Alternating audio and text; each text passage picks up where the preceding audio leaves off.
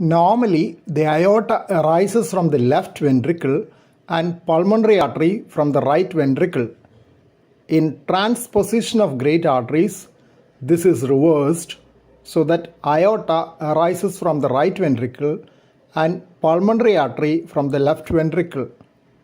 Left ventricle is the left lower chamber of the heart, and aorta the largest blood vessel carrying oxygenated blood to the whole body.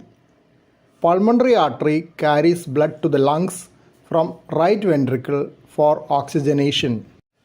When the aorta is connected to the right ventricle, the blood returning from the body after oxygen extraction is pumped back to the body.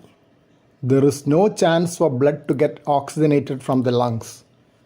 Normally, the blood returns from the body to the right ventricle and gets pumped to the lungs.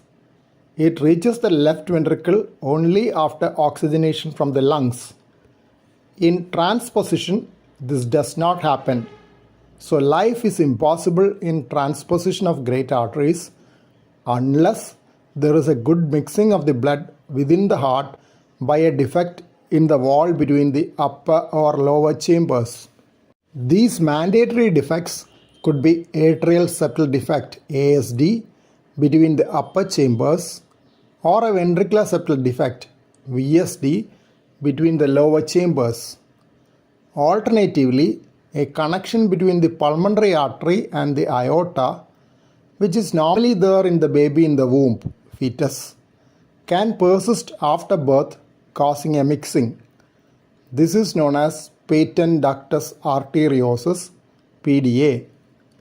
When there is a good mixing, part of the mixed blood goes to lungs for oxygenation and life is possible.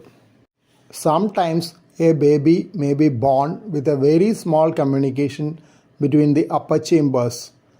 This defect will not provide sufficient mixing and the baby will be blue due to poor oxygen content of the blood. Emergency treatment given then is to prevent the normal closure of the ductus arteriosus after birth by giving medication. This medication has to be given as a continuous drip. After this emergency treatment, the baby undergoes an emergency procedure known as balloon atrial septostomy. In balloon atrial septostomy, the small opening between the upper chambers is enlarged using a balloon attached to the tip of a thin tube. The tube is usually introduced through the blood vessel in the navel if it is done soon after birth.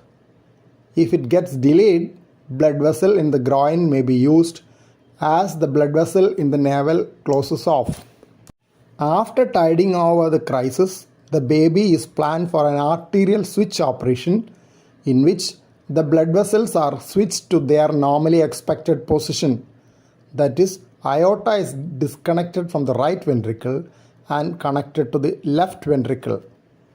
The pulmonary artery is disconnected from the left ventricle and connected to the right ventricle.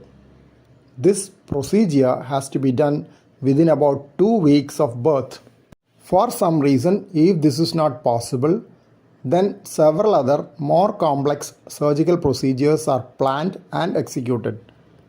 The aim of these procedures is to reroute the blood with low oxygen returning from the body to the lungs and the oxygenated blood returning from the lungs to the aorta. A baby with transposition of great vessels is usually born as a blue baby and develops features of heart failure soon. Hence, it is very important to detect this condition soon after birth. Screening of all newborn babies with pulse oximetry to check oxygen saturation in the blood is useful in detecting such major birth defects of the heart. Confirmation is by an echocardiogram, ultrasound study of the heart. Echocardiogram will also tell about associated defects and help in planning procedures. Occasionally, a baby with a good mixing of blood in the upper or lower chambers of the heart due to an associated ASD or VSD may present later in life. This is more likely if there is an additional partial obstruction to the blood flow into the lungs so that lungs are not flooded with blood causing heart failure. This description is about the more common type of transposition of great arteries. There are other varieties like congenitally corrected transposition of great arteries, which is functionally normal and often missed in younger ages and detected much later in life. Multiple birth defects of the heart can also complicate the picture in transposition of great arteries, which can be identified by a meticulously done echocardiogram. Thank you for watching this video. Please subscribe, like, share and post your valuable comment below this video.